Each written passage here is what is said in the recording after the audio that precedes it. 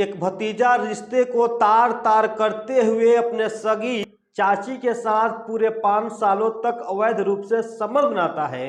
उसके बाद जब उसके चाचा को पता चलता है कि उनकी पत्नी यानी कहे तो उनके अपने भतीजे अपने ही सगी चाची के साथ लगातार 5 वर्षों से संबंध बनाता था, इसकी जानकारी जब उसके चाचा को होती है और जब चाचा अपने भतीजे का विरोध करता है कि तुम मेरे पत्नी के साथ अवैध संबंध क्यों बना रहे थे, तब उसके बाद भतीजा अपने चाचा को दुनिया से खत्म ही कर देता है।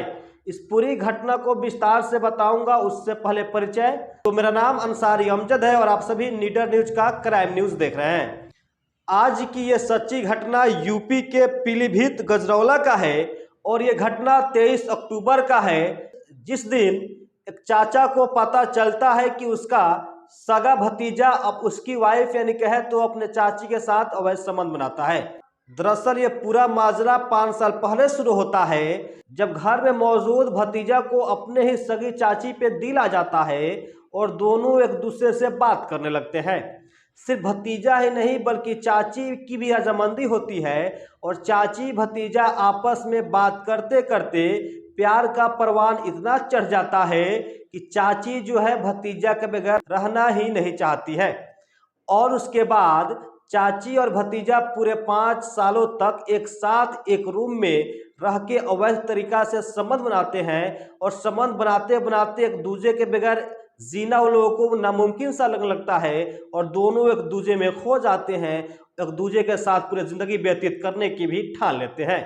लेकिन एक दिन ऐसा आता है, यानी वो दिन था 23 अक्टूबर का, जब उस भतीजे के चाचा और उस महिला के पति नंदलाल को पता चलता है कि उसका ही सगा भतीजा उसके पत्नी के साथ अवैध रूप से संबंध बनाता है। उसके बाद जब वो चाचा अपने भतीजा का विरोध करते हैं कि तुम मेरे वाइफ के साथ ऐसा क्यों करते हो, मेरे वाइफ के साथ उस संबंध क्यों बनाते हो, उसके बाद दोनों में मारपीट होने लगती है।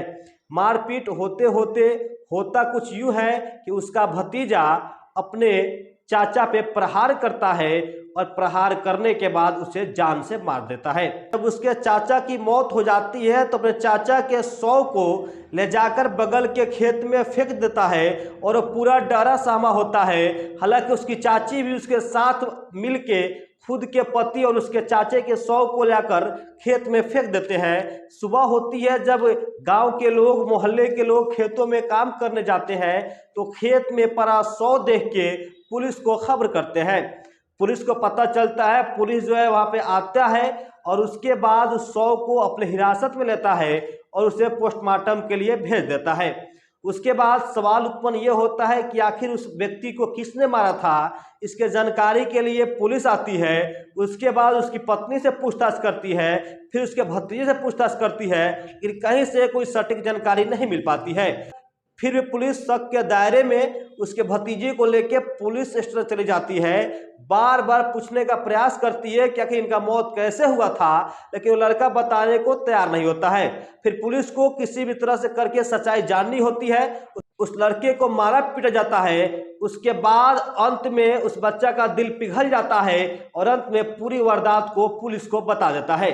पुलिस को कहता है कि मैं अपने चाची के साथ पिछले 5 वर्षों से संबंध बना रहा था। जब इसकी भनक मेरे चाचा को लगी तो आके मेरा विरोध करने लगे और कहने लगे कि तुम ऐसा क्यों करते हो। फिर हम दोनों में मारपीट जैसा माहौल हो गया और मुझे मारने और पीटने लगे। फिर मुझे गुस्सा आ गया।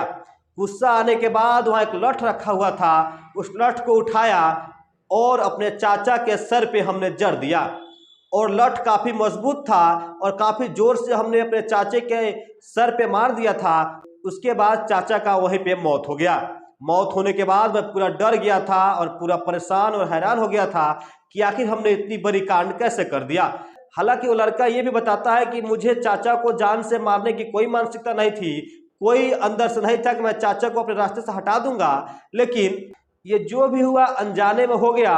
मैं बिल्कुल नहीं चाहता था कि अपने चाचा को मार पाऊं, लेकिन हमने मार दिया था लठ से और वहां पे चाचा की मौत हो गई थी। फिर डर के मारे उसे ले जाकर हमने वहां पे फेंक दिया था। उसके बाद पूरी मामला जब सामने आती है तो लोग हैरान और परेशान हो जाते हैं कि आखिर एक चाचा के भतीजा अपने सगी चाची के साथ ऐसा कैसे कर सकता है। हालांकि कहा जाता है कि चाची और भतीजे का जो रिश्ता होता है माँ और बेटा की तरह होता है। इतने पवित्र रिश्ता को भतीजा और चाची मिलके शर्मसार कर दिया। आजकल अपने देश में ऐसी ऐसी घटनाएं घट रही है जिसे बताने में मुझे भी शर्म आती है। मुझे क्या, शर्म को भी शर्मिंदगी महसूस होती है, लेकिन मुझे आप सभी को बताना होता है, आप सभी को सतर्क करना होता है कि आप सभी के साथ भविष्य में ऐसी घटना ना घटे। अगर आप भी ऐसी कुछ सोचते हैं, ऐसा कुछ करने का, समझ बनाने का सोचते हैं, तो आप पहले सतर्क रहे और कहीं आपके गलती से इतनी बड़ी घटना न घट जाए। और जिन लोगों को लगता है कि मैं ये झूठी खबर बनाता हूं, वे लोग गूगल पे सर्च करके देख सकते हैं। ये पूरी 110% सच्ची खबर होती है जो आपके बीच लाकर मैं परोसता हूं। मेरा ऐसा न्यूज बनाने का बिल्कुल मकसद नहीं होता है किसी को बदनाम करना, किसी को परेशान करना, बल्कि आप सभी को सतर्क करना होता है। फिलहाल ये पूरा वीडियो देखने के बाद आपका विचार क्या कहता है, अपनी प्रतिक्रिया को कमेंट बॉक्स में बताइएगा। और हाँ, अगर आप इस वीडियो को यूट्यूब पे देख रहे हैं तो चैनल को सब्सक्राइब कर दीजिएगा और फेसबुक पेज पर देख रहे हैं तो पेज को फॉलो कर दीजिएगा। आगे भी आपको ऐसा ही वीडियो देखने को मिलेगा। बहुत बहुत धन्यवाद।